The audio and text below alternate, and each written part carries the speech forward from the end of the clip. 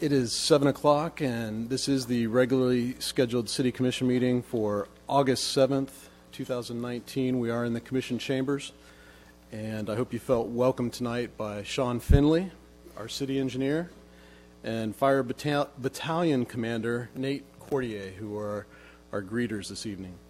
I'd like to introduce the folks who are sitting up in front of you. To my right, your left, Cassidy Ritz, our recording secretary.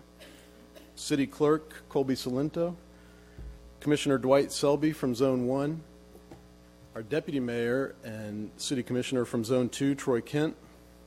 To my left and your right, City Commissioner Susan Persis, Commissioner Rob Littleton, Zone 4, our City Manager, Joyce Shanahan, Assistant City Manager, Claire Whitley, our Assistant City Attorney, Scott McKee, and for those of you listening online, I'm Mayor Bill Partington.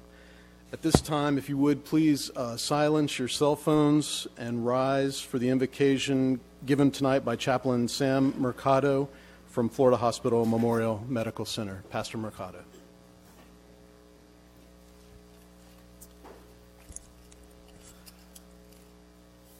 Almighty and loving Father, this evening we come together to ask for your presence as the City Council goes about the business of our city, Ormond Beach. I pray for our mayor, for the various levels of city officials, and for this assembled council. Grant them wisdom to govern amid the conflicting interests and issues of our times. Give them a sense of the welfare and true needs of our people, a confidence in what is good and fitting, and the ability to work together in harmony even when there is honest disagreement. And Father, I ask for personal peace in their lives and joy in their task. I pray for the agenda set before them today. Give them wisdom to please you and what would benefit those who live and work in and around our beloved city of Ormond Beach. In your holy name I pray. Amen. Amen. Thank you. I pledge allegiance to the flag of the United States of America, and to the republic for which it stands, one nation, under God, indivisible, with liberty and justice for all.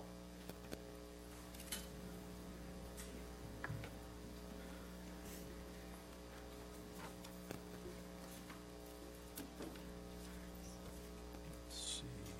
Move on to audience remarks. I have one card. David Slick. How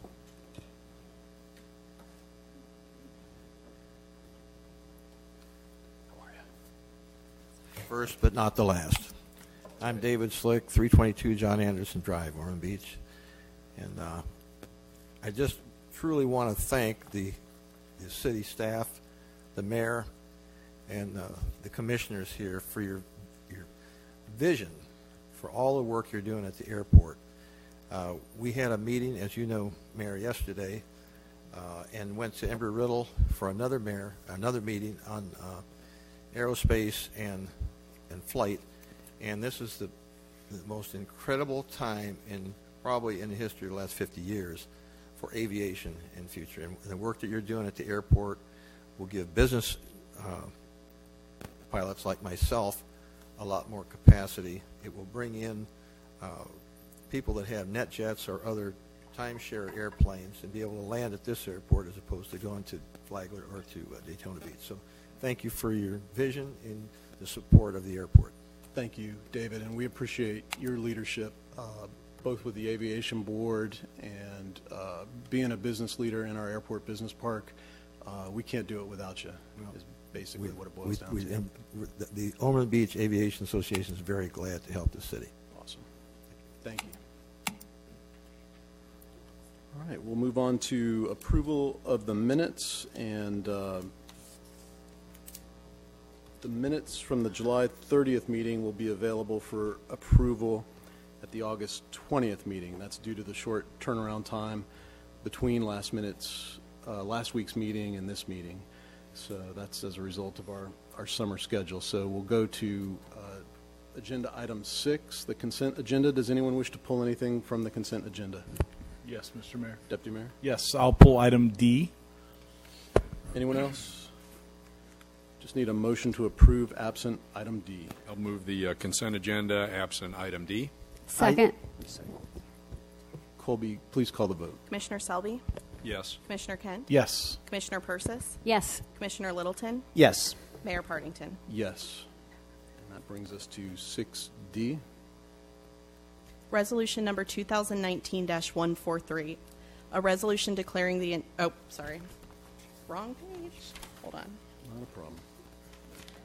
That is not consent. Resolution number 2019-138, a resolution authorizing the execution of change order number 1 to that contract awarded to tankrehab.com, LLC, regarding the water treatment plant elevated water tank rehabilitation project by increasing the contract price by $30,000, increasing the contract time by 105 days, and setting forth an effective date. This is resolution number 2019-138, read by title only. Thank you, Colby. I need a motion and a second, at least for discussion. I move approval. Second the motion. All right. Deputy Mayor Kent. Thank you, Mr. Mayor. Those that know me know that I loathe change orders, and this one's no different for me. Our water tower is looking more beautiful every day. I've seen some pictures of what it's going to look like when it's finished, and I think that the job that's being done is spectacular. With that being said, the original contract price of $880,139, and now we have a change order for an additional $30,000 for some unforeseen issues with the rust, when a drone was used ahead of time to make sure to kind of look at the scope of what was going on. I'm not going to vote for approval of this. I will deny this tonight, and it reminds me of when I did an addition on my home when I had a very young family, and the plumber said, after the work was done, the price is going to be X amount more because we ran into some roots when we were going through the side of your yard. And if you went through it and it was like butter, were you going to give me some money back, cut me a break? You wouldn't have. And that's what we agreed upon, and that's what I'm going to pay you, because this is what you said you were going to do the job for. And I think this contractor is excellent. Like I said, I think the quality of the finished product is going to be something we're all proud of. This is a project that needed to happen. But I'm not a change order guy. Never have been, never will be. So I'm a no on this tonight, Mr. Mayor. Thank you, Deputy Mayor. Anyone else? Commissioner Persis. Is anyone here that could speak to why we needed the change order? Give us the details. Public Works Gabe, Director, thank you. Gabe Menendez. And Mr. Mayor, just for disclosure, I did have a wonderful conversation with Mr. Menendez today. Thank you for having that time to speak with me. And even after that wonderful conversation, I'm still a no. Certainly. The change order is for some struts. Now, struts are basically the anti-sway bars between the legs of the structure.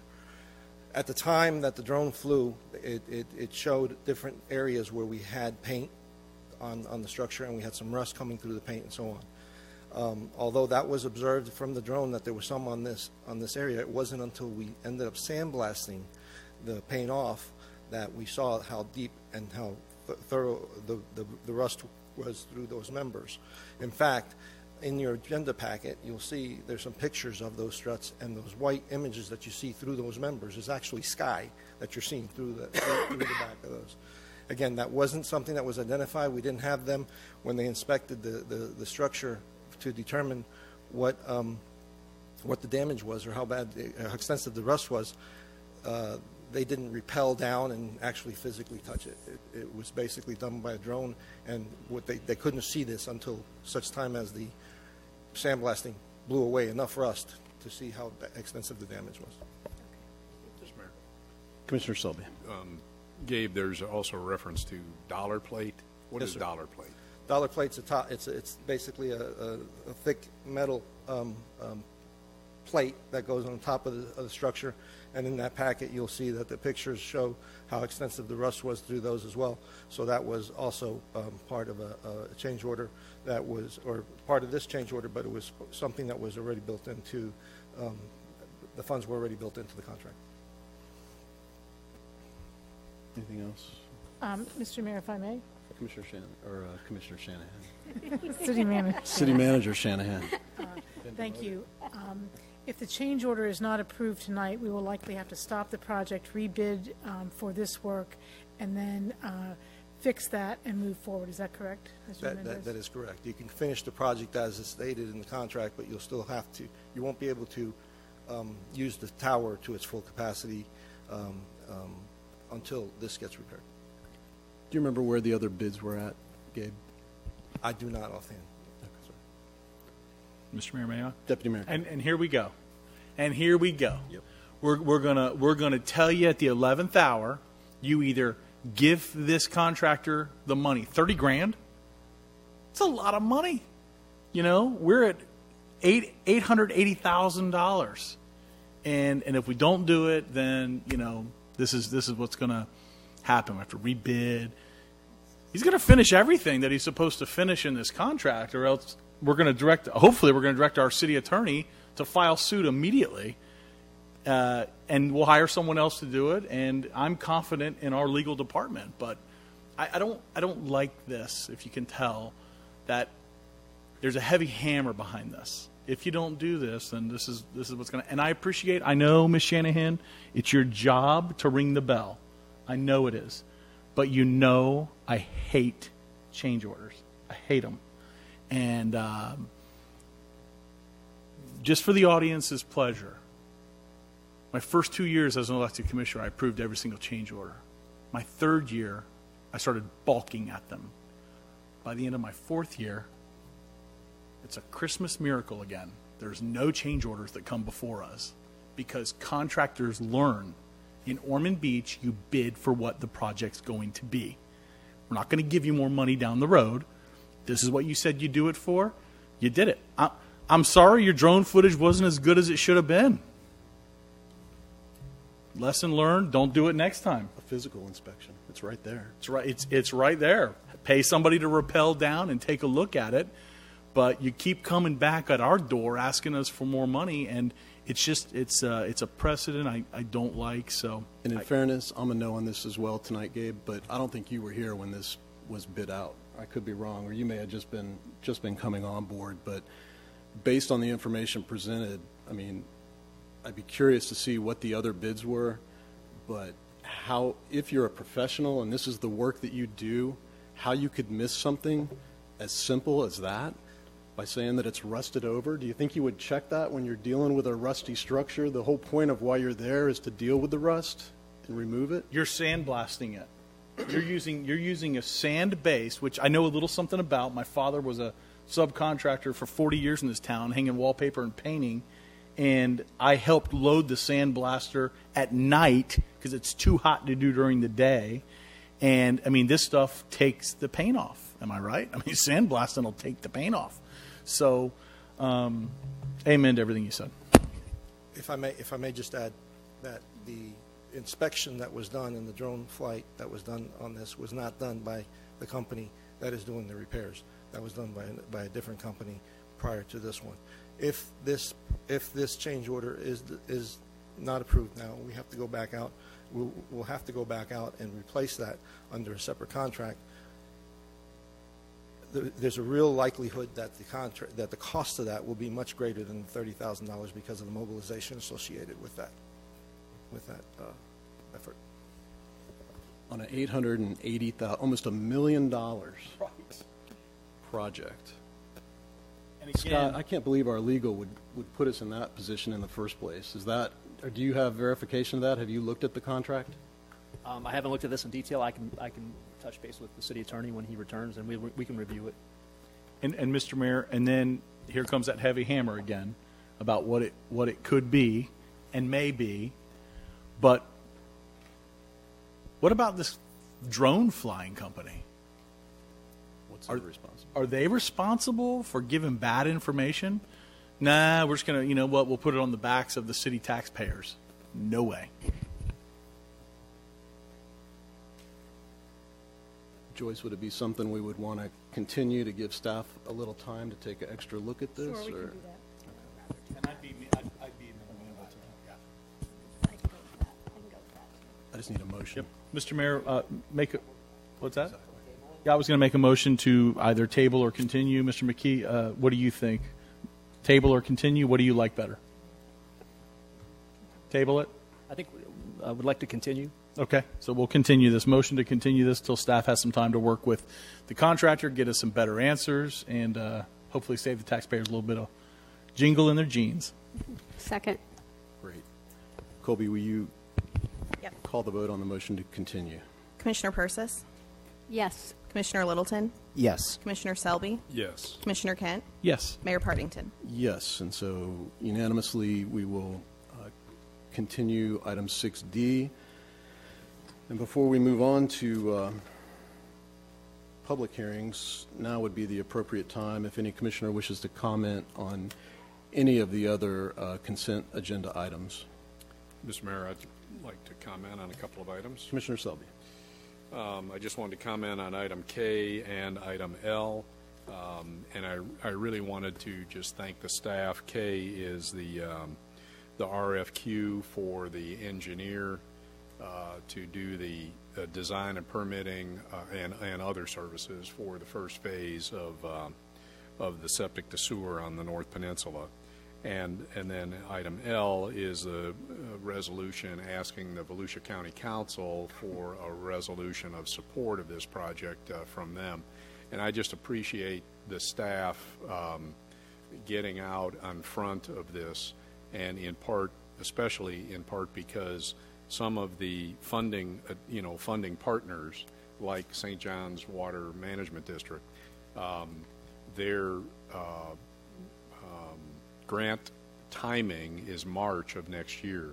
We have to have the application in for this. So getting an early start on this process, even though we're not spending any money yet and we can't until October 1st, is noteworthy. And I appreciate City Manager Shanahan and her staff, Gabe Menendez and Sean Finley jumping on this and moving it forward. So I just wanted to say that. Very good. Anyone else? Commissioner Persis. I just want to thank, I am not sure, Joyce, who wrote the letter for the septic to sewer to the county? I did. You did. It was a fabulous letter, excellent, well penned. I just want to, compliment you on that. I'm very excited about that, and I just want to really thank Commissioner Selby for all his hard work on septic to sewer. I know he has put in so much time to that, so I just want to thank you for doing that. Thank you. Is that here so we can sign it tonight, Joyce? Yes, Colby has it. While everybody's here? Great. Thank you. Pass it down. All right. We'll move on to public hearings, and I will open the public hearings, and we will start with 7A. Ordinance number 2019-19, an ordinance approving and authorizing the execution of a first amended interlocal service boundary agreement between the City of Ormond Beach and County of Volusia, Florida, regarding the North US 1 Joint Planning and Municipal Service Area, providing for recordation, and setting forth an effective date. This is the first reading of ordinance number 2019-19, read by title only. Thank you, Colby. I'll ask Planning Director Stephen Spraker to give us an introduction on this item. Good evening. My name is Steve Spraker, Planning Director. This is a request to amend the existing interlocal service boundary agreement. If you recall, back in 2014, the city entered this interlocal service boundary agreement, also called ISBA, with Volusia County. What it allowed us to do was to apply the city's land use zoning, permitting, code enforcement to the North US 1 corridor. As we went to annex the Plantation Oaks subdivision, which is located here on the map, Volusia County expressed concerns that there are enclaves within that area that may preclude the annexation. The solution was to enter into this amended interlocal service boundary agreement. The area of the agreement is shown in your packet and also in here. Basically, this would allow the city to annex Plantation Oaks Boulevard We would assign land use and zoning to the other enclaves. We wouldn't annex those enclaves until they desire to connect to utility service. This amendment is only for the map amendment. There's no text to our existing interlocal service boundary agreement. Staff is recommending approval. This would have to be also reviewed by the Volusia County Council, and then we would proceed with the annexation of Plantation Oaks. Great. Thank you, Stephen. Any questions for Stephen at this time? I move approval. Well, hold on just one second. I'm sorry. I do have one card. Andrew, is it Green?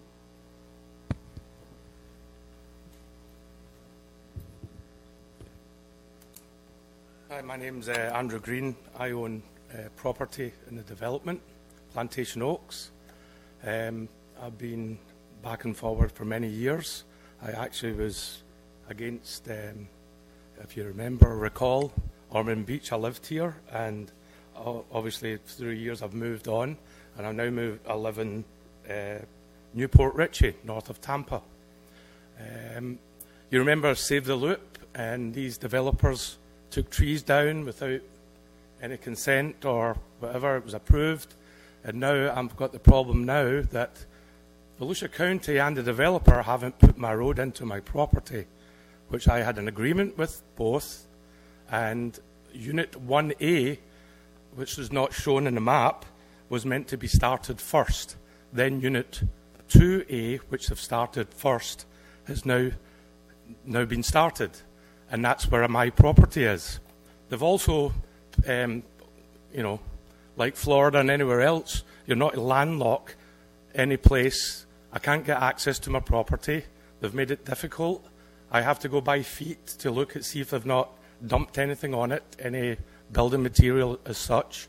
So I'm against this because, A, Ormond Beach doesn't know what they're getting involved until they look at the whole picture. This has been going on since 2004. And this is the same property that, Save the Loop, and they put the road in, they had a vested interest. My vested interest as a taxpayer and an American, that I want my road in. And now I need to know, is Ormond Beach putting it in, Volusia County, or the developer? And this is where I have to say, I need to know more investigation regarding this before you take this project on. And that's all I'm here to say. Thank you very much. Thank you, Mr. Green. Stephen, did you have anything else? I see where Mr. Green's property is on the... Correct. So Mr. Green did contact me on Monday. I contacted Volusia County, John Thompson. So they are looking into the past development agreements to see if there are any obligations of Plantation Oaks to construct the road and the utilities. My understanding is there is a platted road. It's just not improved to this property. So we are following up with Volusia County to see what their original development order required. And as soon as we know something, we'll report back. Very good. Any other questions for Commissioner Selby? So it is a county responsibility? It would be a developer's responsibility. So the county's going back through their records to see if there was something that basically obligated the developer to construct the road access and the utilities.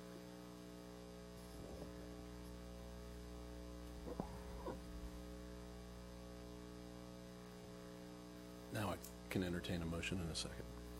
I move approval. Second. Second. Any other discussion? Colby, please call the vote. Commissioner Littleton, Yes. Commissioner Selby, Yes. Commissioner Kent, Yes. Commissioner Persis, Yes. Mayor Partington. Yes, and that brings us to 7B. Ordinance number 2019-20, an ordinance amending the future land use element of the comprehensive plan of the City of Ormond Beach by amending the future land use map to change the designation of one parcel of real property totaling 2.17 plus or minus acres located at 2260 Airport Road. Volusia County Property Appraiser parcel number 4123-00-00-0072 from public institutional PI to suburban low-density residential, SLDR, providing for conflict, authorizing transmittal, and setting forth an effective date. This is the first reading of ordinance number 2019-20, read by title only.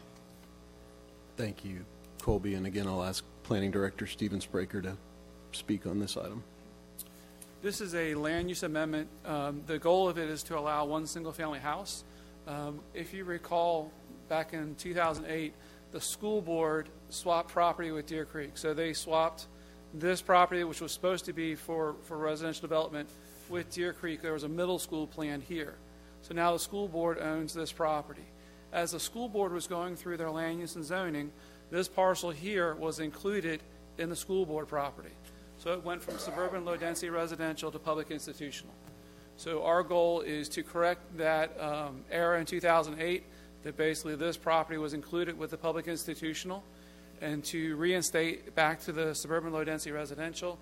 Staff used this as an error that was done in 2008, and we are now seeking to correct it.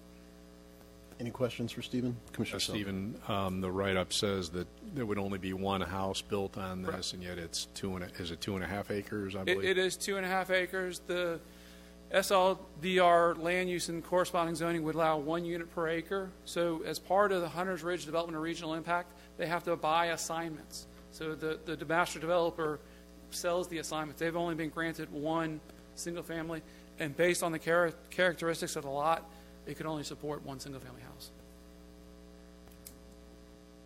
Any other questions? Move for approval ordinance number 2019-20. Second. Great. Colby, please call the vote on 7B. Commissioner Selby, Yes. Commissioner Kent, Yes. Commissioner Persis, Yes. Commissioner Littleton, Yes. Mayor Partington. Yes. 7C. Resolution number 2019-142, a resolution declaring the intention of the City Commission to consider vacating a portion of Gower Street between Flagler Road and the Florida East Coast Railroad, establishing a time certain for a public hearing, and setting forth an effective date. This is resolution number 2019-142, read by title only. Stephen, if you would just give us a brief presentation on this. So the presentation is really going to focus on all three items, because I'm sure you don't want me coming back 3 times. C, D, and E. This is C, D, and E. C, D, and E, yes, sir. Thank you. So right-of-way vacations are approved by the Commission through a series of actions. The first action is a notice of intent. So this establishes the intention of the City Commission to proceed with right-of-way vacation. There are 2 readings as an ordinance of each one. There is a project, which is storage facility, which plans to develop the area between, this is Portland Avenue, this is US 1. So they're seeking to extend the existing storage into here to expand their storage facility. The existing right-of-way configurations has an unimproved right-of-way here for Gower Street, one for here for Magnolia, and the right-of-way along Flagler is 60 feet. Our standard right-of-way width is 50 feet. Previously, the City Commission vacated 5 feet along the side of Flagler. As the properties on the other side, Flagler, redevelop or develop, they would also be granted a 5-foot easement to get you back down to 50 feet. So there are no access points. These roadways basically dead end to the FEC Railroad. The project went through the Site Plan Review Committee, also asked all the utility providers if there was any public purpose for these roadways. There was none that was identified, so staff is recommending approval. The approval of the right-of-way vacation doesn't commit the Commission to anything regarding the development. That's coming through a separate path that the Commission will see through a planned business development. Thank you, Stephen. Any questions for Stephen? Commissioner Littleton, and then Deputy Mayor Kent. Mr. Spraker, so there's nothing in the foreseeable future that the city's actually going to build roads over that part of the railroad, correct? Correct. So basically this would be US 1 and this is the railroad. So basically this is a platted 1920s plat that just had right-of-ways everywhere, and as it redevelops, there needs to be right-of-way vacations. Deputy Mayor Kent. Does this address any of the drainage issues that we've had in that area? The right-of-way vacations in and of itself, they help to allow the project to go forward, and then basically as part of the project, they're seeking to do a swale, an outfall swale, from Portland down Flagler and into Magnolia. So the project leads to the drainage solution, which comes before you at a later date. So yes, in a sequence. Gotcha. And I'm pleased to hear that because, Mr. Vanacore, I see him out in the audience. And what I love about the Vanacore guys in this town is that they have skin in the game. They live in this town. They know these people. They see them at the grocery stores. And I love that the issue with drainage is going to be addressed for other property owners, not necessarily just their property, but it's going to help fix other properties as well. Thank you. Great questions. Anyone else? Thank you, Stephen. I don't have any cards. Just need a motion in a second. Move approval. Second. Colby, please call the vote. Commissioner Kent. Yes. Commissioner Persis. Yes. Commissioner Littleton. Yes. Commissioner Selby. Yes. Mayor Partington. Yes. 7D. Resolution number 2019-143, a resolution declaring the intention of the City Commission to consider vacating a portion of Flagler Road south of Broadway Avenue, abutting Volusia County parcel number 3136-01-070-0010, establishing a time certain for a public hearing and setting forth an effective date. This is resolution number 2019-143, read by title only. Thank you, Colby. I don't have any cards. Just need a motion in a second. Move for approval resolution number 2019-143. Second. Any discussion? Please call the vote. Commissioner Persis. Yes. Commissioner Littleton. Yes. Commissioner Selby. Yes. Commissioner Kent. Yes. Mayor Partington. Yes. That brings us to 7E. Resolution number 2019-144, a resolution declaring the intention of the City Commission to consider vacating a portion of Magnolia Street between Flagler Road and the Florida East Coast Railroad, establishing a time certain for a public hearing and setting forth an effective date. This is resolution number 2019-144, read by title only. Thank you, Colby. Again, I don't have any cards. Just need a motion in a second. I move approval of resolution number 2019-144. Second. Any discussion? Please call the vote. Commissioner Littleton. Yes. Commissioner Selby. Yes. Commissioner Kent. Yes. Commissioner Persis. Yes. Mayor Partington. Yes. And we will close the public hearings. Thank you, Commission, for helping us plow through those items. And we will move to 8A. Ordinance number 2019-21, an ordinance amending Article 8, Campaign Finances of Chapter 13, Elections of the Code of Ordinances, creating Section 13-81, Campaign Treasurer's Reports, requiring filing of Campaign Treasurer's Reports through the electronic filing system of the Volusia County Supervisor of Elections Office, providing for conflicts, codification, and severability, repealing all inconsistent ordinances or parts thereof, and setting forth an effective date. This is the first reading of ordinance number 2019-21, read by title only. Thank you. I do not have any cards on 8A. Move for approval ordinance number 2019-21. Second. Any discussion? I would like to say something, Mayor. Commissioner Littleton. Well, certainly I want to thank the Commission. Assume this gets approved. This is going to add transparency to our campaign finance system. And it's, from what I hear, the Volusia County system is very easy and very user-friendly. And this is a check mark on our 2019 strategic plan. So there we go. Awesome. Anyone else? Commissioner Selby. Mayor, just briefly, this really is the county system. I used it last year, or I guess it was last year, the last election cycle, to look at some other candidates, and it provides the ability, because we'll be this is all about campaign treasurer reports, and the current system we use right now is we type or print all of our donations, and then we send them to the city clerk, and those are put on as a PDF on the city website. The supervisor of elections has an automated system where we input the data, and then it can be sorted and organized any way that somebody from the public would like to do it. So it really is a far superior system from a transparency perspective. And we didn't do that last year. Some might try to throw one commissioner up here under the bus. I'm not going to do that. We didn't do that because the city clerk ultimately, it's my understanding, is responsible for these records, and so we're effectively delegating that responsibility to the supervisor of elections. And we just wanted to make sure, we're in an abundance of caution, we wanted to make sure that the SOEs, the Supervisor of Elections system, worked well, and that it didn't have any glitches, and that wouldn't come back on our clerk and ultimately on us. So I'm 100% in support of this. I think it's great. Great. Thank you, Commissioner. Anyone else? Yeah, I think it'll work well. We didn't do it last year. It was very new at that time. We already had people who had filed to run under our old system with the clerk, and so it didn't make sense to rush into something that was new without having a little opportunity, a few months, to at least make sure it was going to work well. I think we all have a good comfort level now that it will.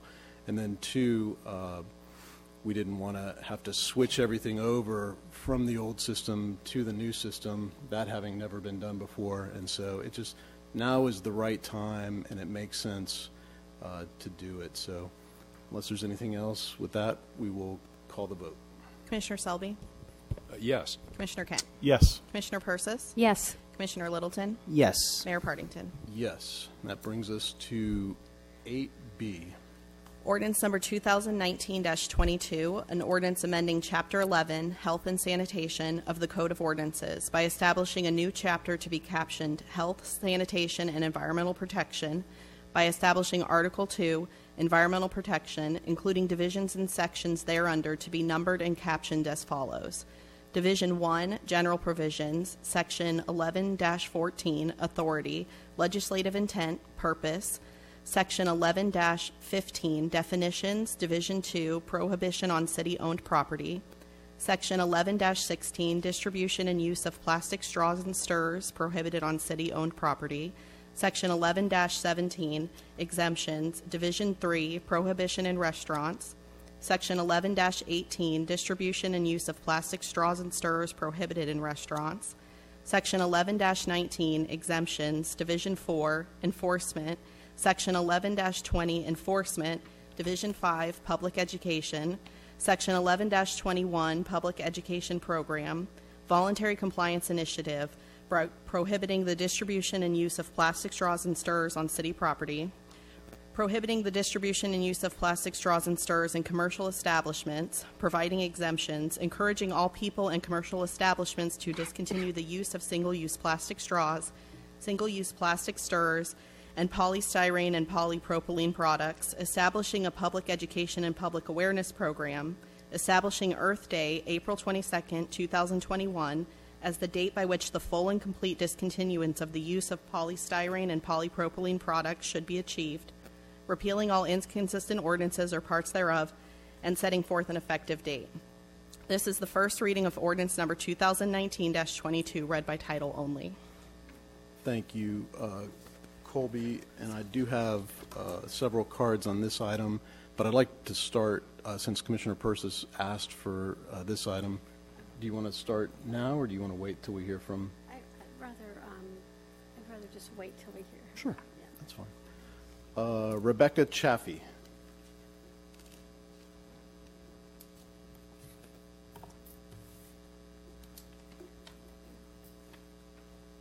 Hello. Hi, I'm Rebecca, and I'm with Dream Green Volusia. I wanted to talk to you about our business recognition program, which is part of Dream Green. What we are doing is promoting businesses in Volusia County on our Facebook page that are eliminating single-use plastics and switching to greener alternatives. We have a gold, silver, and bronze rating system depending on how many items businesses are switching out. We have 9 criteria on our checklist. These are straws given by request only, no single-use plastic straws, no single-use plastic bags, no styrofoam containers including cups, no plastic utensils, no single-use plastic takeout containers including cups, no plastic drink stirrers, no plastic bottled water, and no single-use plastic condiment containers. 8 to 9 of these criteria are a gold rating, 5 to 7 are silver, and 2 to 4 are bronze. So far, we have surveyed 48 restaurants and other businesses in Volusia County. Currently, we have 13 gold businesses, 16 silver, and 14 bronze. In Ormond Beach, we have surveyed 1 gold business and 3 silver. Our feedback has been very positive so far.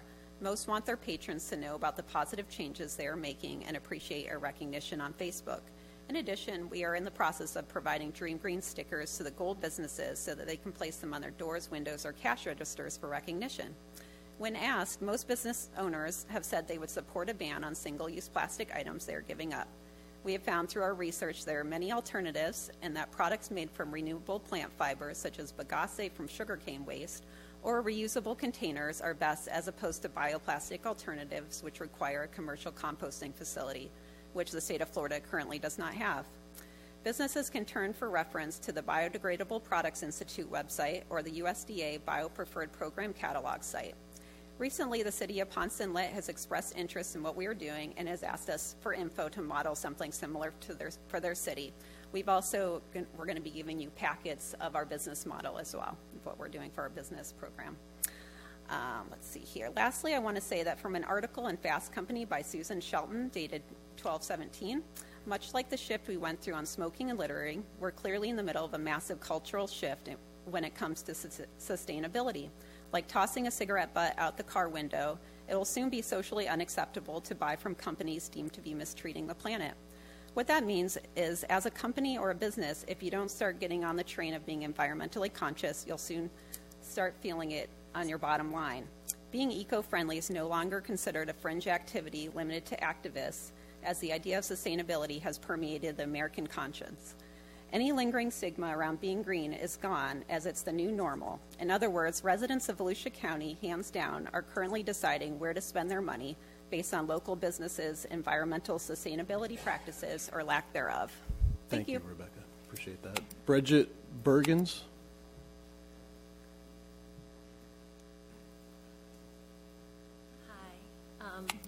I wanted to come today to just share a little bit of my concerns on the use of plastics and our health and well-being. I think we all know the environmental effects, but conventional plastic is made from petroleum.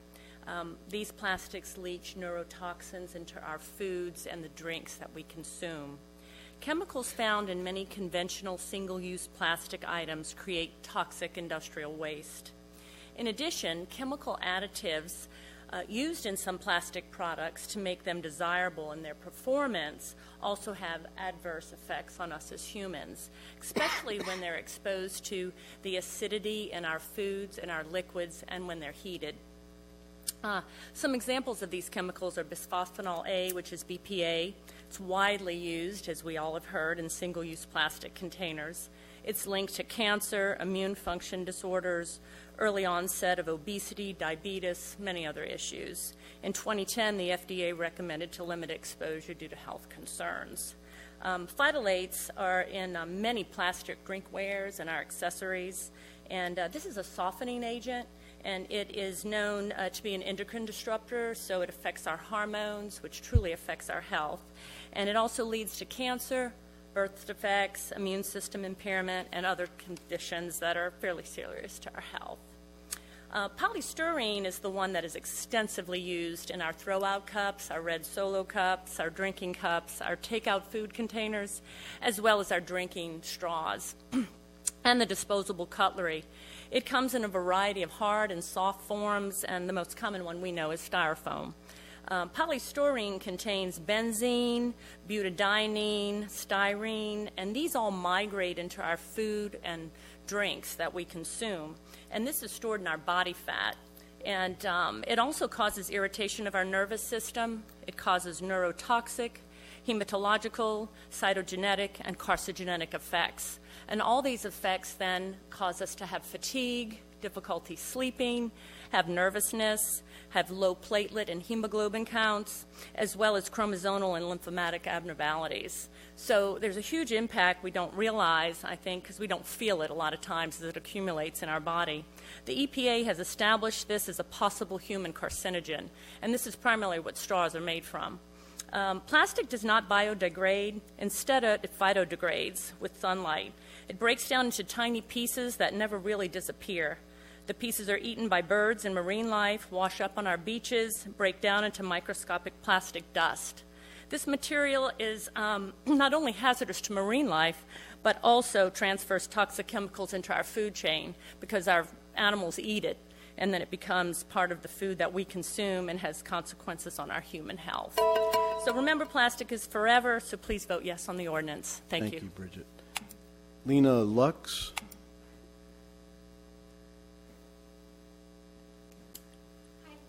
Okay.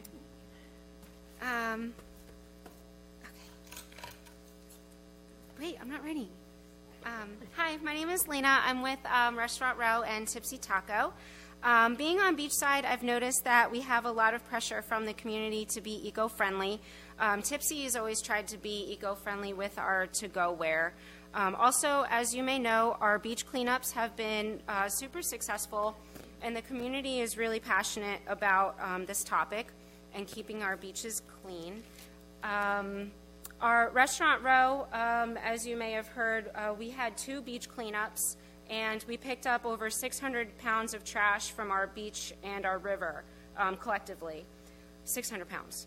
A lot of that was cigarette butts and straws. I mean, obviously there were bigger things, but straws were a big thing. I think now that there's a lot of alternatives to plastic straws. Maybe 5 years ago there weren't, but now we have things like metal straws, we have bamboo, paper, there's all kinds of stuff. There's these eco-friendly ones. So plastic straws, like, I don't really think that it's an issue because there's other alternatives. Let's see. So I think that this topic is super popular across the state. And honestly, I think that it would be embarrassing to be the last community to jump on the bandwagon. Also, being that we're on the river, we're on the beach, and the community is really passionate about this. Also, I think that I would hope that this ban extends to businesses other than just restaurants, such as gas stations, maybe the city events at the casements, hotels. Restaurants aren't the only ones that use plastic straws. I also think that the next step should be thinking about a compost facility.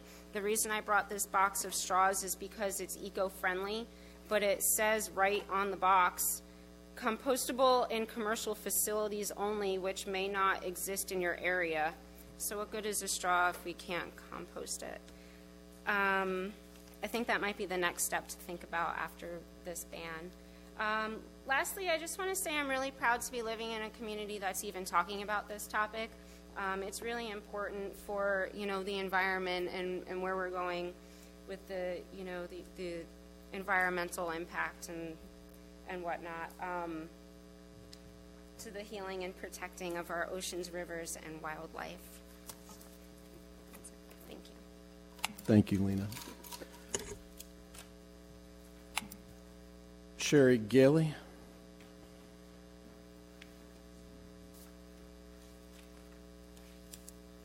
Good evening. My name is Sherry Gailey, and I'm here tonight to just say a few words and thoughts about my support in Commissioner Persis' pursuit on getting Ormond Beach to ban plastic straws from our area restaurants and food service vendors.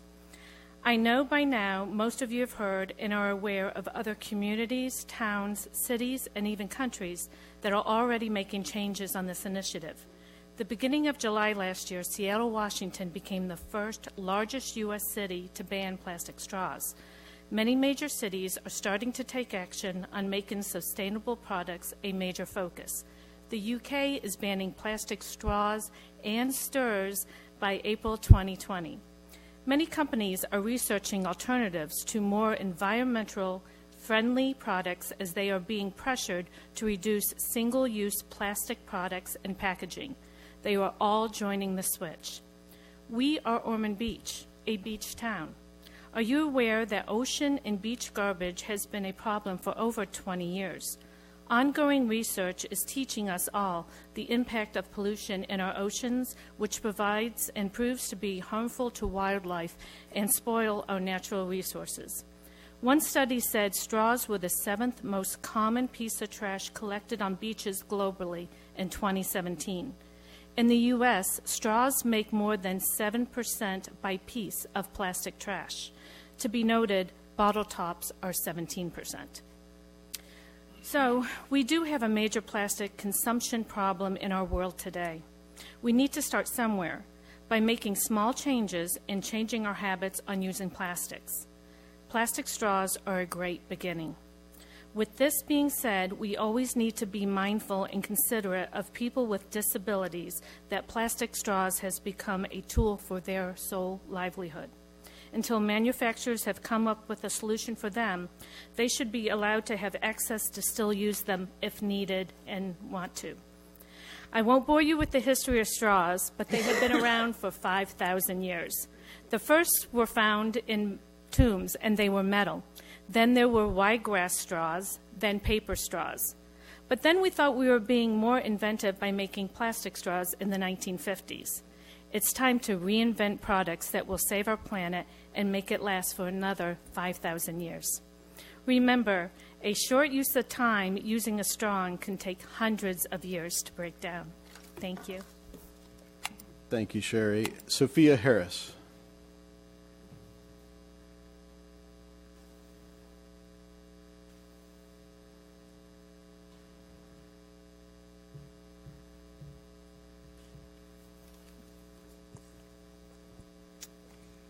Hello, Mr. Mayor and members of City Commission.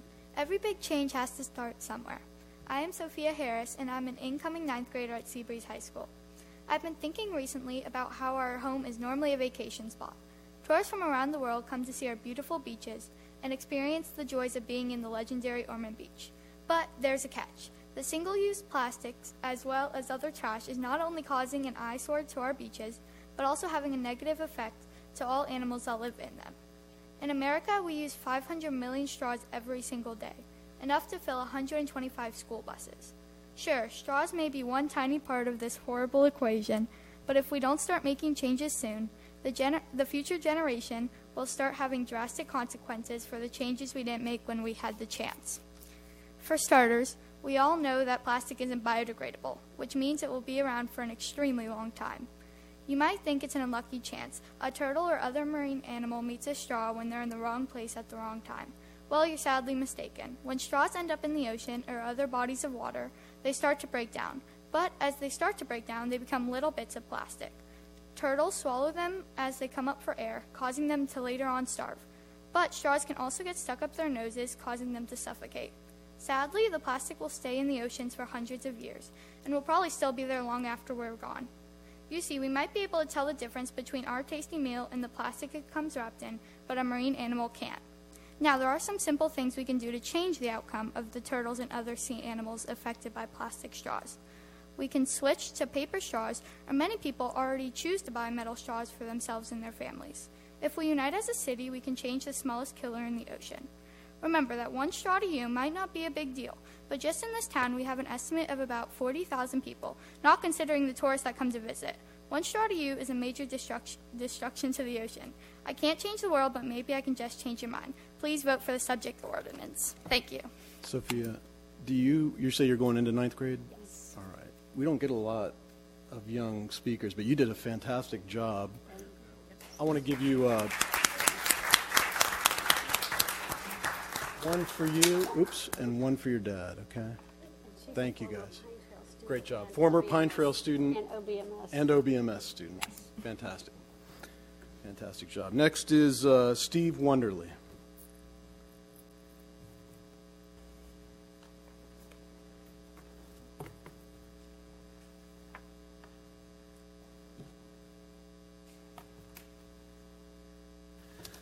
Good evening, Mr. Mayor, commissioners, officials. Thank you for the opportunity to speak. My name is Steve Wonderly, and I represent the Sierra Club for Volusia and Flagler counties. I will be brief. We do have a single-use plastics problem. We just talk about straws. Over 100 million, conservatively speaking, still over 100 million plastic straws are used in the U.S. alone per day. These straws, as they mentioned, can take 200 years to break down. They do break into smaller pieces, as was mentioned, called microplastics. Size of these pieces ranges on the large size from 1/5 of an inch down to 10 billionths of a meter. Very, very small. The plastics pose a problem not only to sea life and birds, they get into the food chain. A University of Georgia study found microplastics in 100% of the baby sea turtles they studied, which were likely dying from this. They've been found in humans around the world.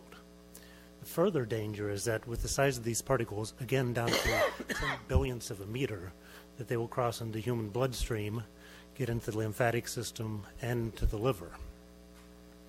Recycling is not an option for plastic straws or plastic stirrers, but luckily there is a good solution.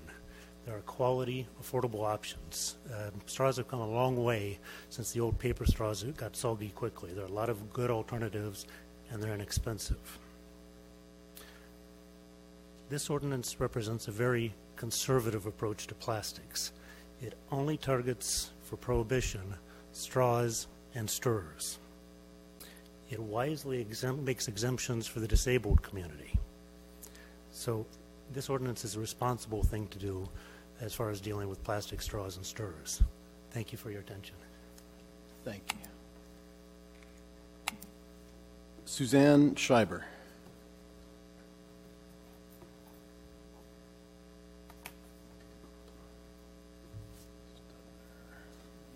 May I hand these packets to Sure. This is what Rebecca was referring to along with our Good deal.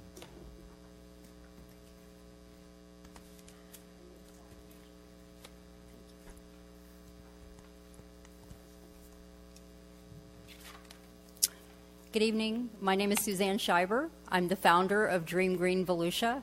We are a group comprised of a total of 12 environmental and civic organizations that came together in Volusia and Flagler counties to work on single-use plastic reduction, specifically straws, bags, and styrofoam. There was a time when we had polluted air and water, and the entire country came together to eliminate substances for the betterment of all. This is not a new concept coming together. Single-use plastics are plastic items used once and thrown away. The United States is the second largest producer of plastic waste at 37.83 million tons per year. China is the largest producer at 58 million tons. In large form, they can appear as litter on the sides of roads, in the river, at the beach, and in the ocean. Single-use plastics do not break down but break up. Instead, they break up into smaller pieces called microplastics. A microplastic is defined as 5 millimeters or less in size. There are 3 scientists that test for microplastics in our waterways locally. Dr. Maya McGuire with UF IFAS out of Flagler, our partner, Chad Truxell with the Marine Discovery Center in New Smyrna Beach, Dr. Deborah Woodall with Daytona State College, professor of oceanography. There have been numerous microplastic tests done showing they exist in the river in Flagler, New Smyrna Beach, Port Orange, and High Bridge Boat Launch, just to name a few locations locally. Research shows they are found in the ocean around the world and in fish and marine life. Research is currently being done on the effects this has on our human health, as they are now in our food chain, as you heard earlier. They are in the air we breathe, and they are even in human excrement. The Marine Discovery Center in New Smyrna Beach has a private test going on with a UCF student right now. They're testing to see if the oysters are filtering the microplastics. For those unaware, beach cleanups are happening nearly every weekend now. Even with these cleanups, items are still missed. As the second largest producer of plastic waste, and considering China is no longer taking our recycling and Southeast Asia is sending our plastic waste back to us, we are producing more plastic than we can manage ourselves. The size and scope of the issue is quite large. Dream Green Volusia has been invited to speak at 4 cities locally addressing the issue and bringing solutions to the forefront and working with the community. Each city is at various stages in the discussion. We are requesting Ormond Beach lead by example and devise a plan for community education. As a coastal community, we cannot choose to ignore the problem. This will require the citizens, the businesses, and this government here working together to bring change. The packets that I gave you all, as Rebecca referred to, have our restaurant recognition program along with our marketing materials. Thank you. Thank you, Suzanne. Scott Studner.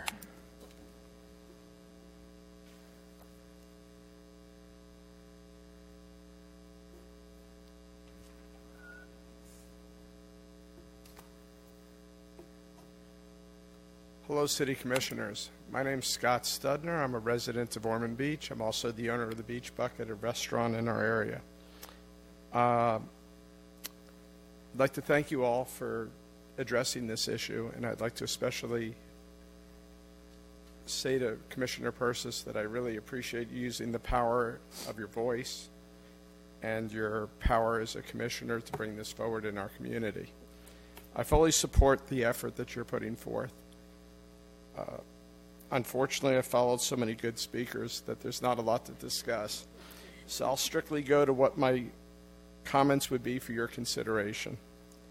First, I don't understand that there's a carve-out for the food trucks.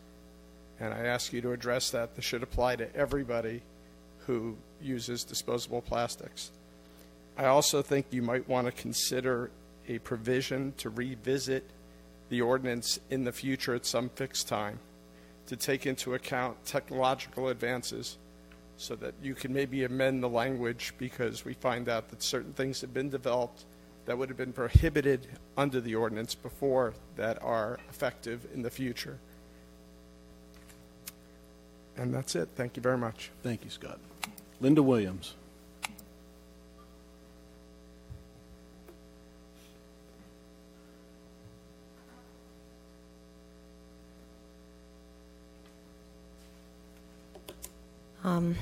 Linda Williams, Ormond Beach, Bozarvy. I appreciate so much that you brought this issue to the table, Susan, and I too am horrified by the pictures of our animals with plastic straws in their noses or opening up their bellies and seeing it full of plastic. And while I would like to see this happen, I am also concerned about what the solution is. Is a ban the solution? Because there's so many other things like using pesticides and interrupting the life cycle of bees and various other things.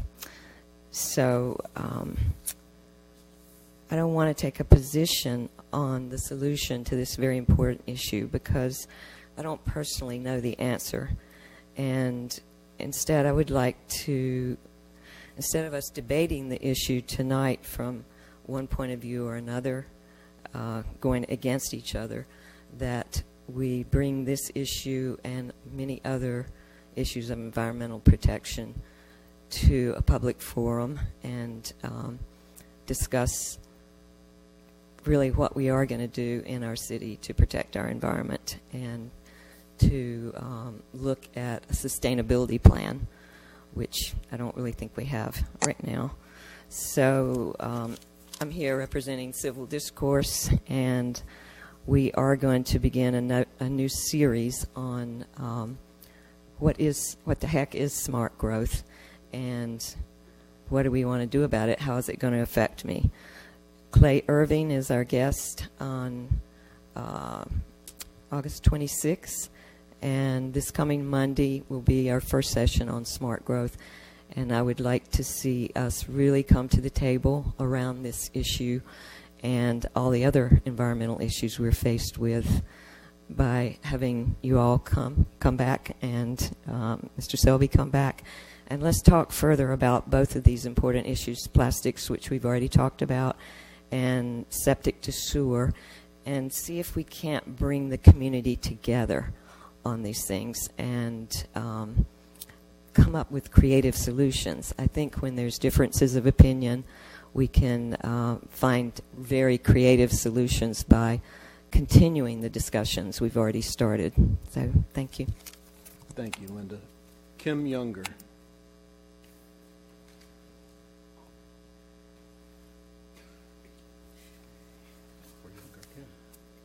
Good evening, Mayor and Commissioners of the City of Ormond Beach.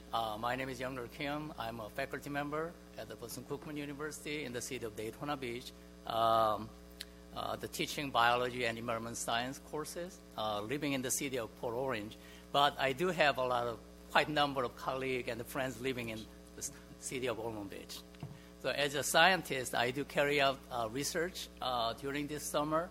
I ran the federally funded the research program, the funding from National Science Foundation, where we select and invite college students across the country. So me and my research student, we carry out quantitative survey and classification of macro beach debris in the Volusia County. So we have been working diligently to analyze our sample and then to get the result from our study. Okay. As some simple fact, already the people mentioned many the facts about the plastic pollution. So one of the things is only less than 10% of all the plastic waste have been, which has been generated, recycled. So that means only about 12% have been incinerated. The remaining about 80% went to the landfill or simply left in the natural environment, including rivers and lake and ocean.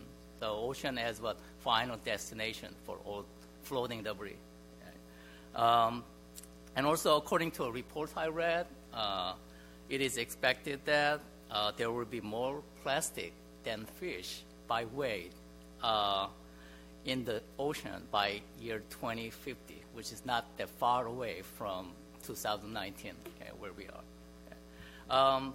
Well, speaking of the straw, I guess Steve mentioned earlier the number and consumption of straw in the United States, and around the globe, almost 500,000 straws are used worldwide every single day. So refusing straw, okay, it is becoming very the trending practice when they are not absolutely needed. So that actually reminds me of my recent experience at one of the well-known famous restaurant in the Volusia County. When we actually, me and my group, we visit with the research student we invite from across the country. So we have about 15. And then we were served, actually, because of big group, we had the 2 servers taking care of the order. And then one server didn't put out the plastic straw at all. And then the other server, which was serving the other group, I was looking at it, and then automatically put out the plastic straw. So there is quite a room we can actually improve on this issue. So that's what I wanted to say. Thank you. Nancy Lohman.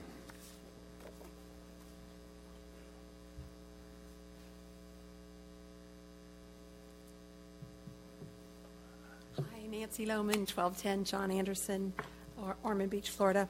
So glad there were a number of speakers because I was so afraid I'd have to follow Sophia. So you've heard a lot of the statistics. I just wanted to mention 2 things about 2 facets of the ordinance. First, one of the things I noticed from a business perspective, a business owner perspective, is that the businesses have until, I think is it March 2020, and I'm not a restaurateur, but I know that there are par stocks, and we all have inventory, so I think that gives businesses an ample time to make that change from plastic straws to another alternative. The other thing I wanted to just make a note of and tell you that it's why I strongly encourage you to vote yes on this ordinance. Thank you, Commissioner Persis, for bringing this forward, is that you have in the ordinance that element of education.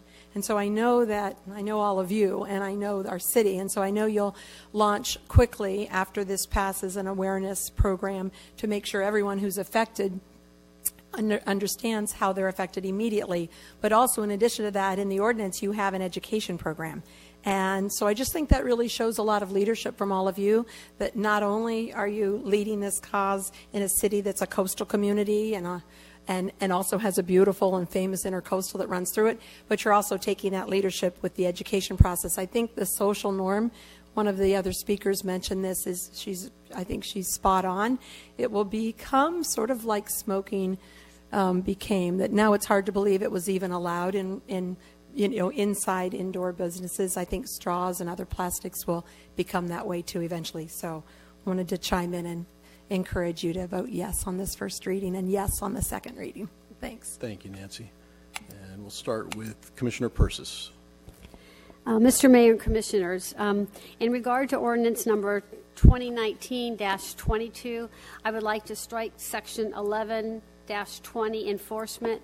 And the reason for this request is to give time for the restaurant community and other interested commercial establishments ample time to meet with our code enforcement personnel to make sure our enforcement provision is clear, reasonable, and could be applied evenly. So with that, I would like to move that we approve ordinance number 21-2019-22 minus section 11-20. Is there a second for discussion purposes? Second for discussion. Who wants to start? Anyone? I mean, Commissioner Selby. I'll jump in. Well, let's see. Well, first of all, thank you, Susan, for bringing this up. And also thank you. I did meet with Suzanne Schreiber from Green Volusia, Dream Green Volusia. And thank you to all the speakers, too, particularly Sophia. That was amazing. Very convincing. I get, okay, so look, I don't think I've ever, I mean, I use a straw pretty much every day, and I use a plastic straw pretty much every day. But I don't think I can't imagine how one of those straws ever ended up in a waterway, because, you know, I mean, but irrespective of that, I get the concern. I've seen pictures. I've read a lot of the research that has been presented.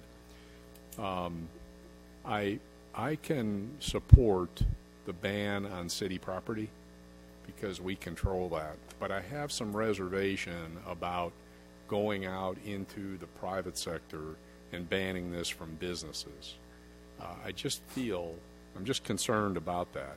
I love what Dream Green is doing, and that's really how I think this thing is going to work. I think we lead by controlling the things that we control, which is the public property, although I do have a question about that, because public property is defined as streets and sidewalks and rights of way. So, I mean, I'm concerned if I'm walking down the street holding a Subway cup with a plastic straw in it, am I violating the ordinance? So that's a question. That's not a rhetorical. That's a question for Scott McKee, for the Assistant City Attorney. But here's my point. I mean, I'm not saying that I'm against the private sector ban. What I'm saying is it causes me some heartburn to force this onto restaurants. I've only talked to 2 restaurateurs, and I've got, you know, I got both perspectives on it. And that's not enough for me. I'd like to hear from a lot more. But my point is that Dream Green, having this rating system and going in and encouraging businesses, I think that's the way to do it. I think this will happen. I think people will do this. I just, for the business that, you know, maybe for whatever reason doesn't want to do this, you know, we make them do it, and then if they violate it, you know, code enforcement comes in and they end up in front of the special magistrate. And, you know, if I'm not mistaken, can't he fine people $250 a day? Potentially. Potentially. Yeah. Initially. So, I mean, to me, that's a hardship. I'm sorry, but I read 1120, and it is the express desire of the City Commission to achieve voluntary, non-punitive compliance. That's what you want to strike. That. I know that's what you want, but I don't. That would go away. And I've got a couple tweaks to make along those lines. Well, anyway, look, I get it. I mean, I love the environment. I'm an Eagle Scout. I want this. I'm just concerned about us. I feel like we could roll this out incrementally over time, and we could begin with the public property, and we could do the education thing to get more people to understand the facts of what's actually happening in the environment, and then if we need to, maybe over time, do the private sector ban also. That's kind of where I'm at this point, but I'm open. I said I'd speak first because I'm still, you know, trying to figure out where I'm at. Sort it out. Thank you, Commissioner Selby. And I'm more in line with you as far as, I mean, Commissioner Persis has done an amazing job. Can you tell she's an educator? Yeah. Educating us all on this topic and bringing it to the forefront. that shows leadership and the fact that you are a lifelong educator and you're continuing to educate. I think it's brilliant that you strike the enforcement provision for now, and what that leaves us with is what I think is appropriate, which is city government being the leader saying, we're going to show you how this is done in our buildings and on our property and with our education campaign. So the motion is to strike Division 4, which is enforcement, which is Section 1120. I would, under Division 3, distribution of plastic straws and stirrers prohibited in restaurants, I would change prohibited to discouraged and ask that that shall be changed to a should. Scott, if you're getting this, this is just a suggestion. You need 3 votes ultimately to make this happen. But we're saying to the restaurants, we are leading and we're showing you how this should be done, trying to educate you. A lot of restaurants are doing this already voluntarily, which is wonderful. But then encouraging, strongly encouraging, but not with a hammer, if you will, more of a carrot than a stick approach. And then the only other thing I would change is in Section 1115, I don't think we need the definition of commercial establishment anymore. You can correct me if I'm wrong on that, Scott. I would delete the definition of commercial establishment. Okay. And in the Section 1114, authority, legislative intent, and purpose, I would remove, I would say could cause. The City Commission has determined the adverse effects of which could cause significant health and environmental risks to marine life. I'm not prepared to make a finding tonight that anything that the City of Ormond Beach has done has caused widespread health and environmental risks to marine life, wildlife, natural lands, and waterways. So when you go back to the legislative intent and the legislative purpose of an ordinance, I don't want to make, that's in Section 11-14A, where it says the Ormond Beach City Commission has determined that single-use plastic straws, single-use plastic stirrers, polyester, polypropylene articles, and similar plastic items are neither readily recyclable nor quickly and efficiently biodegradable. The system can't keep up with me. The adverse effects of which could cause significant health and environmental risks to marine life, wildlife, natural lands, and waterways. Okay. I think that's the better way to word that. And that gets the whole point of this to being reduce, reuse, and recycle. That's what we want to encourage people to do. I worry about unintended consequences. Starbucks has decided by 2020 they're getting rid of all plastic straws. Well, that's wonderful. The problem is they're replacing it with a plastic sippy lid that uses far more plastic than a plastic straw. Unintended consequence right there. The intention is good, the desire is good, but the consequence is bad. And same when you look at what they call single-use plastic bags, which I carry my lunch to work every day with a single-use plastic bag. I clean out my cat box with a single-use plastic bag. They've done studies, and in cities where they've banned single-use plastic bags, the sale of the small plastic bags at the grocery store has skyrocketed because people need those small bags to function with daily activities.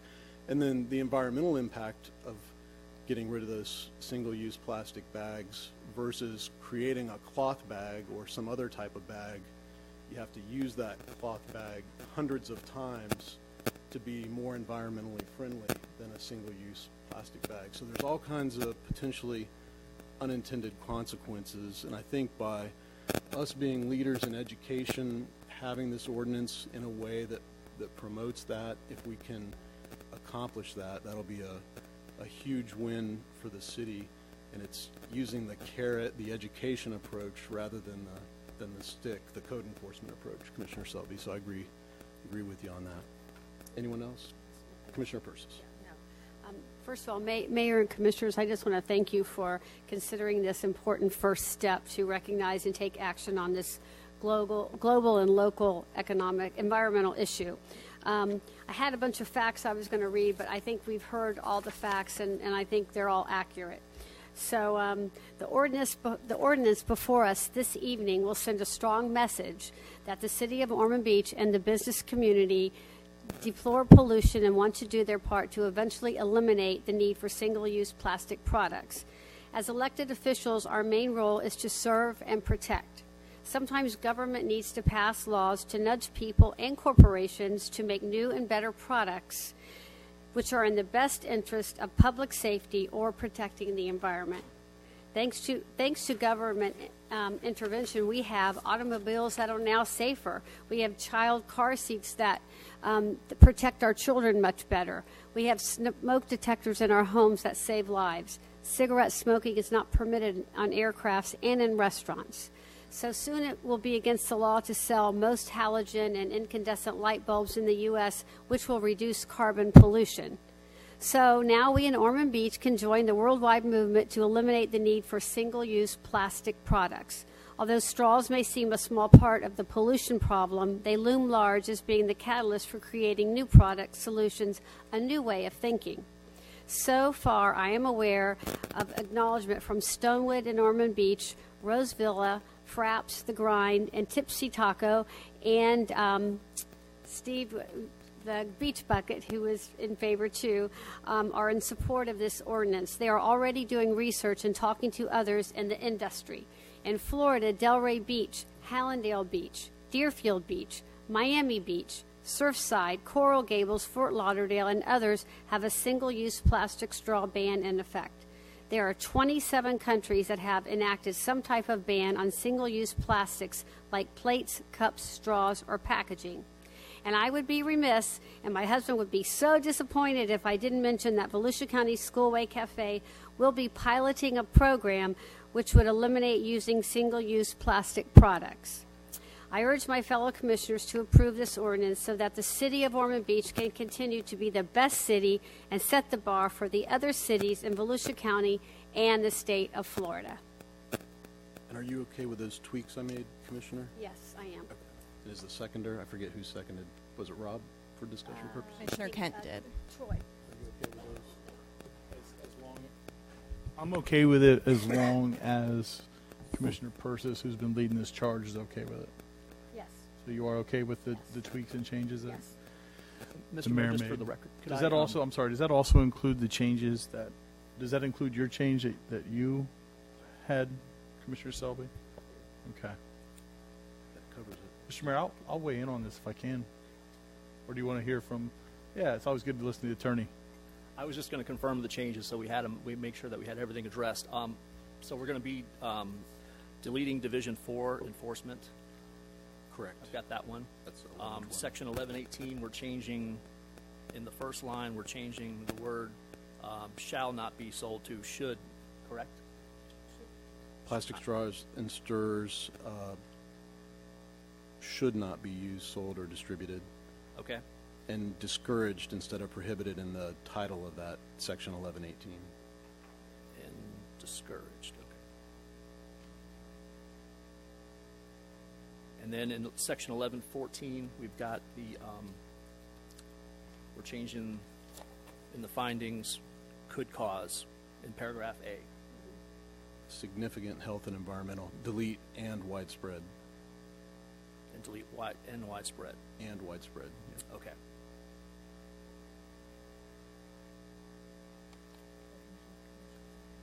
And we're deleting the section under commercial.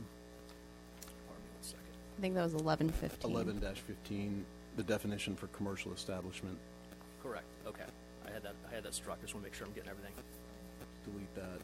And I don't think we need to put it in the ordinance, but it would be appropriate in a year or 18 months or whatever to revisit it just to see where we're at with it. Okay. Something like that. And I also wanted to answer Commissioner Selby's question regarding the streets. I think the way it's written for, it currently reads for city property, it's referring to contractors, which is more for vendors. So there's not really a violation for someone just having one on the street. This is more applies to the contractors and the vendors that are functioning for city events. Very good, thank you. So, Mr. Mayor, it's a question. By eliminating the commercial establishment, does that answer the question that Mr. Studner raised, which was the exemption for food trucks? Because I see food trucks in the definition of commercial establishments. It would. Okay. As it would for his business as well. Okay. Yeah. Just for clarification, they're not exempt under this ordinance. Is that correct? Well, everybody would be. They would be exempt. I mean, it's an ordinance that is, I don't know if you call it a paper ordinance, but the purpose of it is to encourage and educate, not to punish. Right. But on our city property, we would be now for our special events and so forth, and in our activities, we're already doing it. I mean, we don't have bottled water anymore. We have, glasses that they wash. And you don't even need a straw.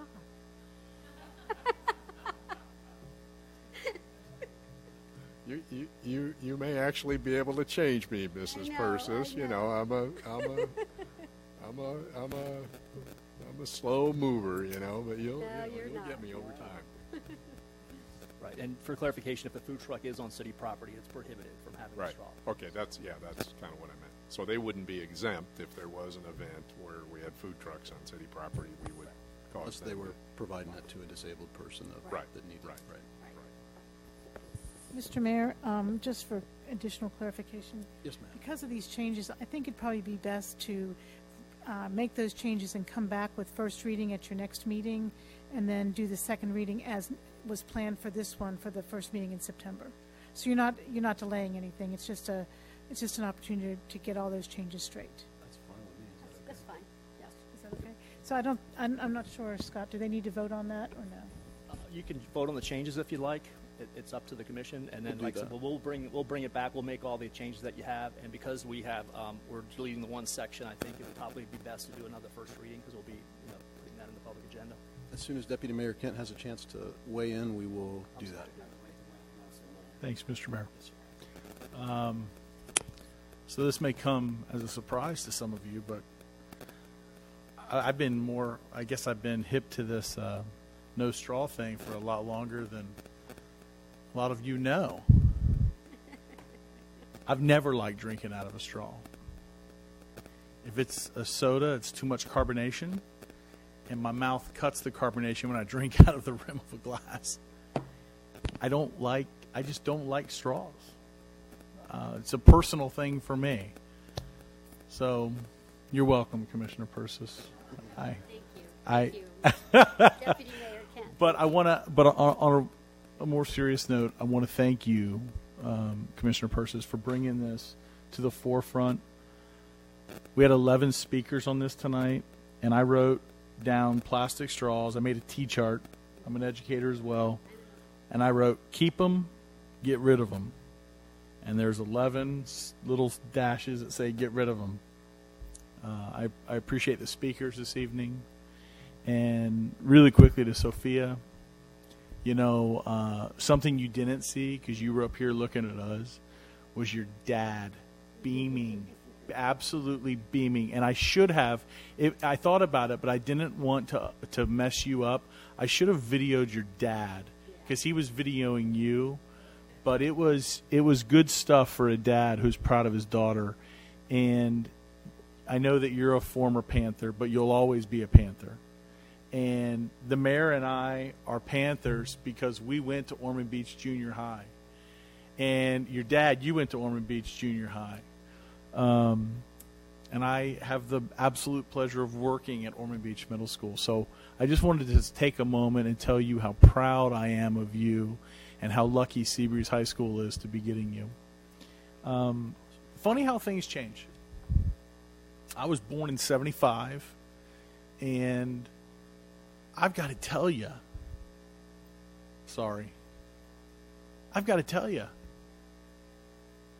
if people that had passed in the 1970s and 80s were awakened today, they would be disgusted and shocked and refuse to purchase a bottled water. There was no bottled water. You couldn't find a bottled water back then. I mean, correct me if I'm wrong, anybody out there, but you didn't buy individual bottled water. You bought your Coca-Cola in a glass bottle, and you could bring the glass bottles back to the Magic Market or 7-Eleven, and they'd give you change so you could buy something else. It's just funny how things change, because just a few months ago, we learned that our recycling company won't take glass anymore. It's frustrating, and it blows my mind. I'm glad that Commissioner Persis is okay with those changes.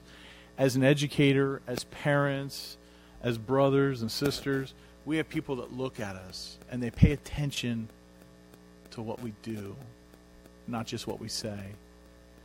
And I'm glad that Ormond Beach is doing something. And Mr. Mayor, I'm really glad that you mentioned publicly about the concept, because it's not too late for a company like Starbucks to make a better change than getting rid of straws, but they're going to use X amount of more plastic for the lid. And I had people, they saw this was coming up, and they sent me pictures of a paper straw in a plastic glass. And they're supporting this, but they're like, come on. And I guess, my response to anybody is, you've got to start somewhere. Somewhere you have to start. And, we're not going to be the Johnny-come-latelys. We're not going to be the last community that does this. And thanks for giving me the opportunity to weigh in on this. Absolutely. Commissioner Littleton. Thank you, Mayor. So I spent a good part of the summer researching this, and there's no doubt plastic straws and single-use plastics have an environmental impact. And life is also not a zero-sum game, and there's benefits to it, mostly dealing with cost and medical purposes. A curious mind could look at, say, a dozen other straw types, and there's pros and cons to each one. Some are really much better for the environment, some not. Some use more energy to produce, some don't. Personal preference and the such. And there could be unintended consequences with moving away from plastic straws. With that in mind, do I see the will of Zone 4 for a ban on plastic straws? I don't. I don't even see a clear majority. So I do not support this ordinance, and we'll be voting it down. I was hoping we had you for a unanimous vote with the changes, but not going to happen. City property is indeed the people's property. So I don't see the will of the people banning it on government property right now. I don't see a clear majority. All right. Well, Commissioner Persis, unless you want to try to twist his arm a little more, I think it's good to have opposite opinions. We always respect each other no matter how we vote, and we know we're voting our conscience based on what we believe our voters would have us do. So, if 80% of the people support it and 20% don't, you're in a situation where the vote may be reflective of what people think. But either way, the fact that it's moving forward, I think, is a great education for all of our residents and a good example for other cities in our area. So with that, if there's nothing else, we'll call the vote. Commissioner Persis, yep. I just want to say, and I respect everyone's opinion and totally, and it's Rob's birthday, and so I'm going to be real nice to him. but and happy birthday, by the way. But I know for me, I can't look at the Sophie Harrises of the world that, had the just the wherewithal to come up in front of all of us and speak her mind. And those are the people that are going to be here for a lot longer than we are. And she really echoed what I know all those kids at Seabreeze and Ormond Middle and all the other schools all around, how they feel, because they have been educated about this topic since day one, and they know the harmful effects all these things have on our environment. So of course, I'm going to be voting yes for all the Sophie Harrises of the world. I think our youth will be very proud of us for this. I'm excited about the opportunities at the Environmental Discovery Center to incorporate our education campaign and through social media, so it'll be a good thing. And with that, we'll call the vote on the motion as amended first. Commissioner Kent? Yes. Commissioner Persis? Yes. Commissioner Littleton? No. Commissioner Selby? Yes. Mayor Partington? Yes, and now we'll call the vote on the underlying motion. Commissioner Persis? Yes. Commissioner Littleton? No. Commissioner Selby? Yes. Commissioner Kent? Yes. Mayor Partington? Yes. Thank you very much. And we'll move to 9A, second readings. Ordinance number 2019-18, an ordinance amending Chapter 12, Business Regulations, Article 9, Solicitors of the Code of Ordinances by amending Section 12-249, Definitions, and setting forth an effective date. This is the second reading of ordinance number 2019-18, read by title only. All you guys that are leaving aren't going to get to sing happy birthday to Rob. Oh, I know. Okay. 9A, I don't have any cards. Is there a motion and a second? So moved. I'll second the motion. Any discussion? Second reading. Colby, please call the vote. Commissioner Littleton? Yes. Commissioner Selby? Yes. Commissioner Kent? Yes. Commissioner Persis? Yes. Mayor Partington? Yes, and with that, I will, every time you said Tipsy Taco, all I could think of was how delicious their bowls are and healthy, very healthy. Commissioner Kent, I urge you to get there as quickly as you can and enjoy one of those. Tacos are great too, but the bowls are spectacular. My kids love them. So with that said, now we're going to sing Happy Birthday to Rob since we have the rest of the business done. Yeah, nice. Who wants to start us off? I'll start us off. Deputy Mayor. Happy birthday to you. Happy birthday to you. Happy birthday, dear Rob. Happy birthday to you. And many more. Congratulations. 22 again. Yes, that's okay.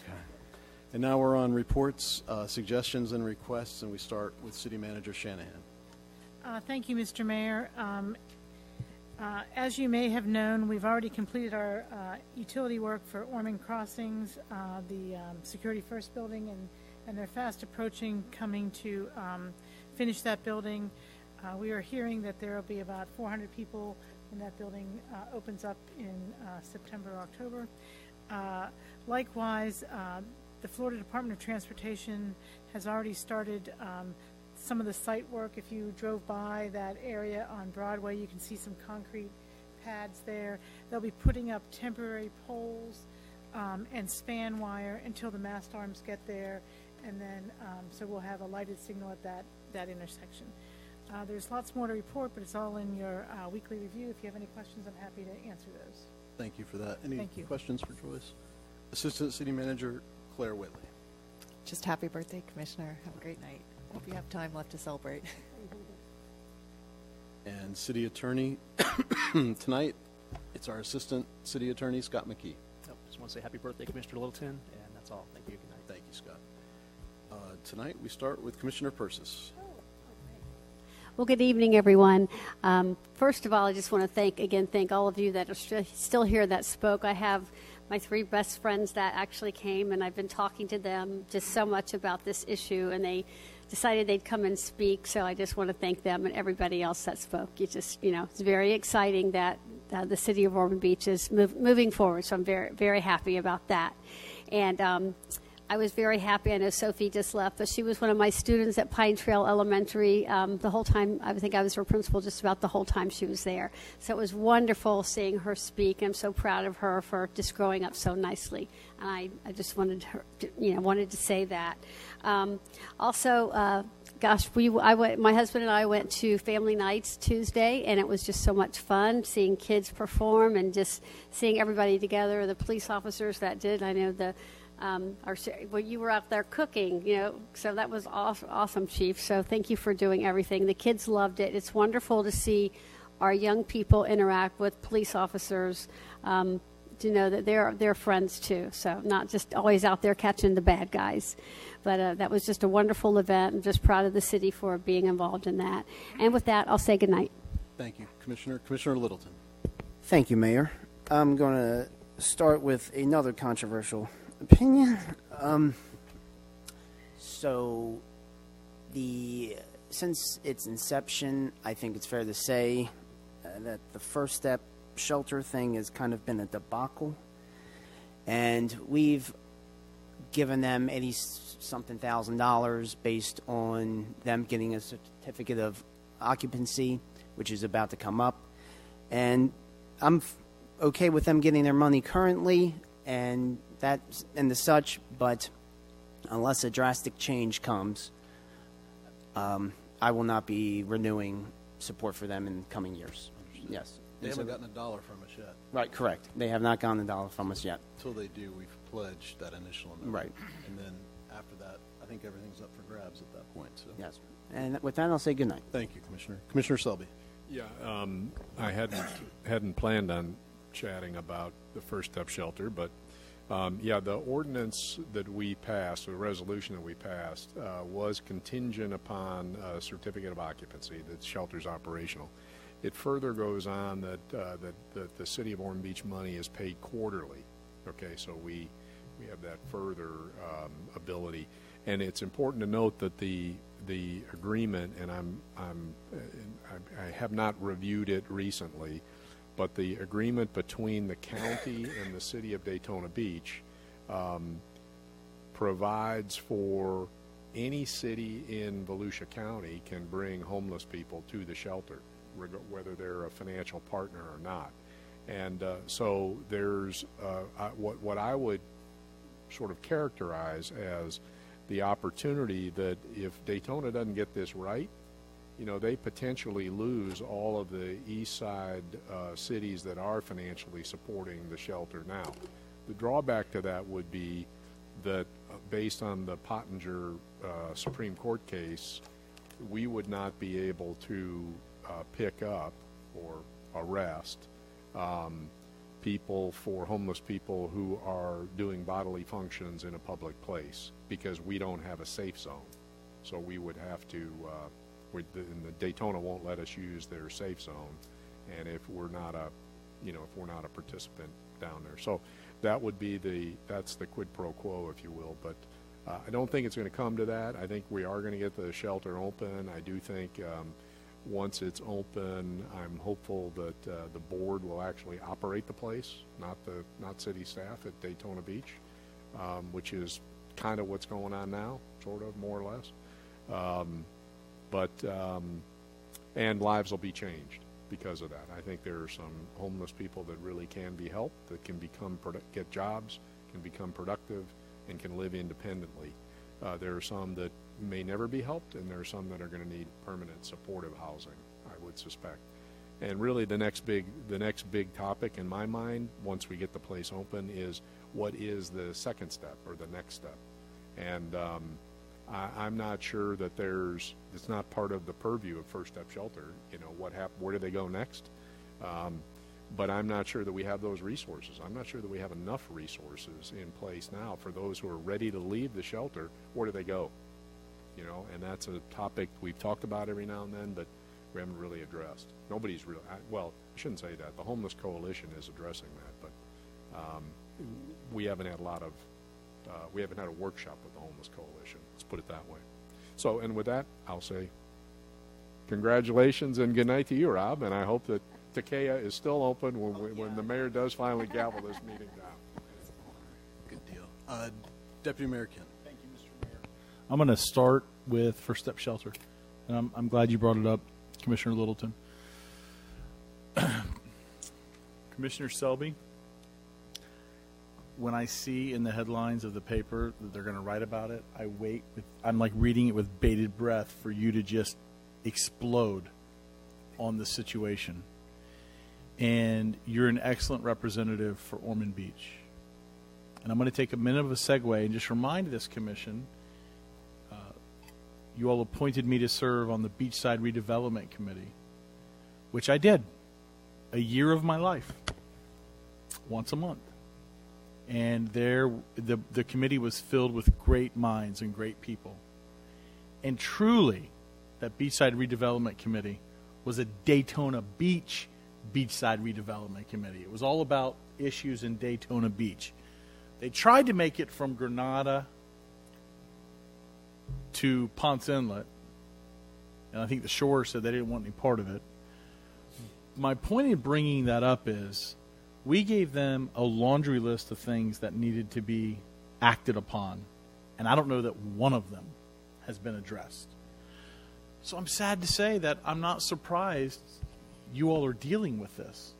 You have a wonderful board of very respectable people. When I saw when City Manager Joe Forte resigned, and my dear friend Chase Tremont, his comments in the paper, and yours as well, Commission, I want you to know the only reason I voted in favor of Ormond Beach becoming a member was because we were wise enough, and our city attorney, Randy Hayes, was wise enough to put that special clause in that we don't pay a dime until this place is opening. And other communities did not do that.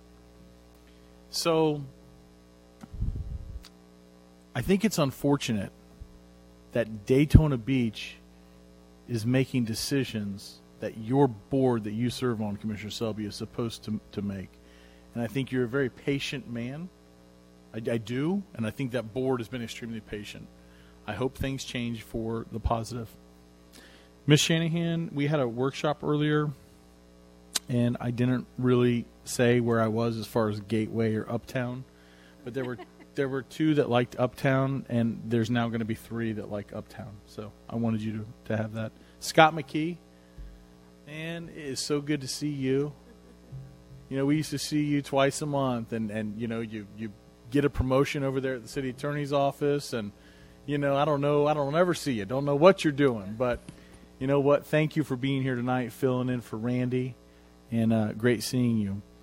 The next coffee with Commissioner Kent will be Monday, September 2nd. That's Labor Day. So while you're vacationing, I'll still be working, having a meeting at my house for you. 130 Magnolia Drive.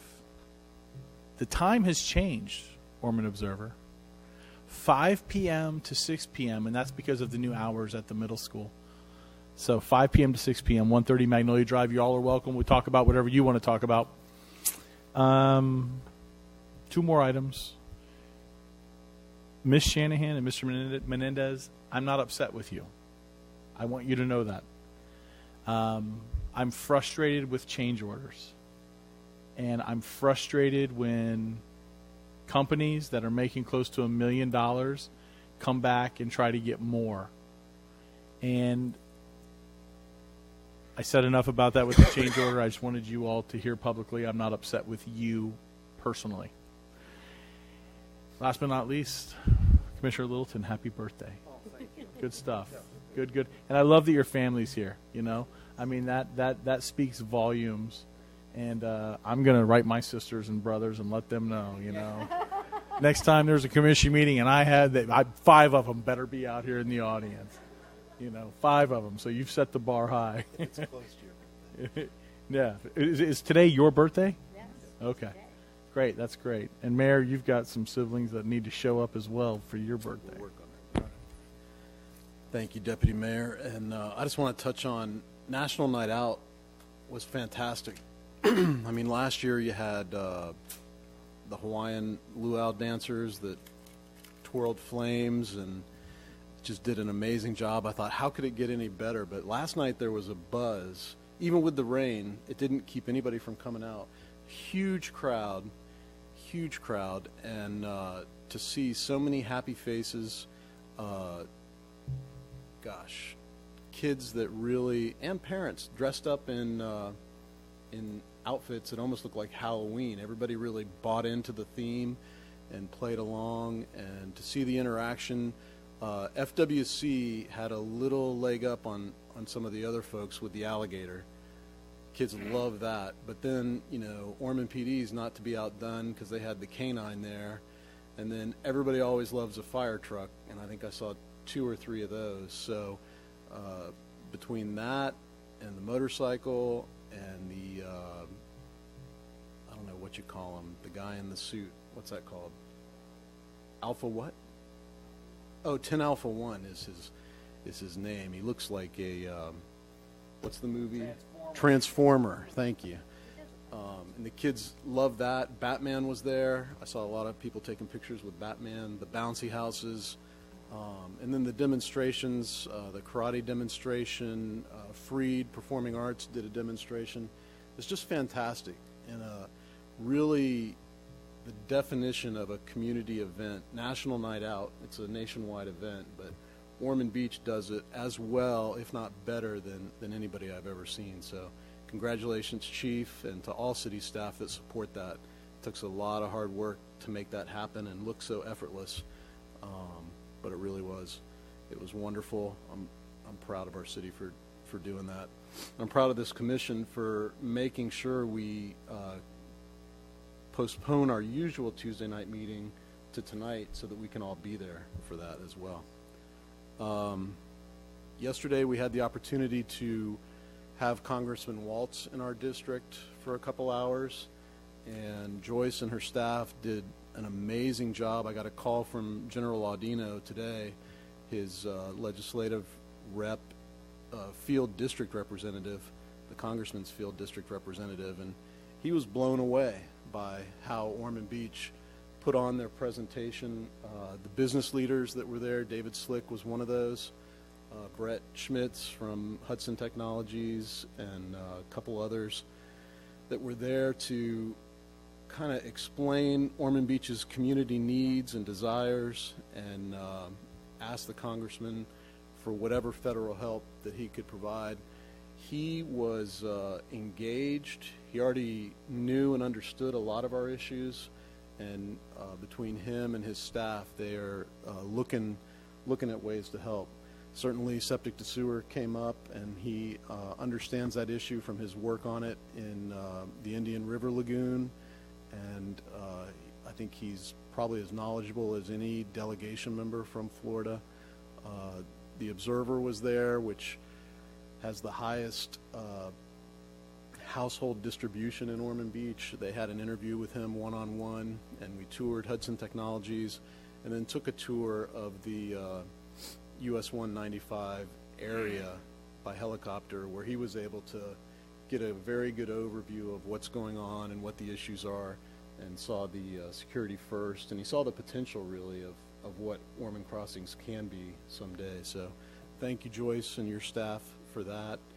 It's not very often that you get an opportunity to talk to a congressperson, federal congressperson in your district, so you made the most out of it, and we appreciate that. And with that, close to 9 o'clock, I don't know who had that time, but we will say good night.